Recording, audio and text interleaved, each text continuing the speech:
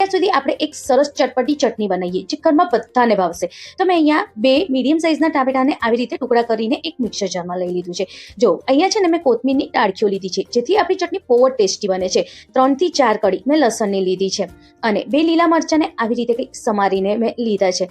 હવે આપણે શું કરીશું, એમાં સ્વાદ મુજબ આપણે મીઠું ઉમેરવાનું છે. બીજું આપણે કંઈ જ ઉમેરવાની જરૂર નહીં. હવે આને આપણે સરસ રીતે વગર પાણીએ ક્રશ કરવાનું છે. સહેજ બી પાણીનો ઉપયોગ નથી કરવાનો. અને જો કંઈક આવી રીતે એની પેસ્ટ બનીને રેડી થઈ જશે.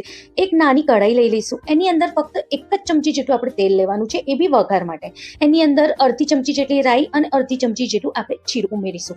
રાઈ અને જીરું સરસ રીતે શેકાય પછી એની અંદર થોડી હિંગ ઉમેરવાની, અડધી ચમચી જેટલું અડદ દાળ ઉમેરવાનું, જેથી આપણી ચટણીનો જે ટેસ્ટ છે એ બહુ જ સરસ થશે. હવે જે આપણે ટામેટા ક્રશ કરીને મૂક્યા હતા ને સાઈડમાં, એને ઉમેરી દેવાનું આ વઘારની અંદર અને ગેસની ફ્લેમ એકદમ ધીમી કરી દેવાની. થોડું પાણી મિક્સર જારમાં લઈને આજુબાજુ જે ચટણી ચોટી હોય એને પણ લઈને આ બધાની જોડે મિક્સ કરી દેવાનું. હવે આની અંદર 1/4 ચમચી જેટલું હલ્દી પાવડર, અડધી ચમચી જેટલું લાલ મિર્ચ પાવડર અને અડધી ચમચી જેટલું ધનિયા જીરું પાવડર ઉમેરવાનું. અડધી ચમચી જેટલી જ આપણે આમાં ખાંડ ઉમેરવાની, જેથી આ ચટણીનો ટેસ્ટ બેલેન્સ થઈ શકે. હવે આની અંદર મીઠું જે આપણે ઉમેરીએ આપણા ટેસ્ટની અનુસાર કે આ જરૂરત મુજબ આપણે ઉમેરવાનું.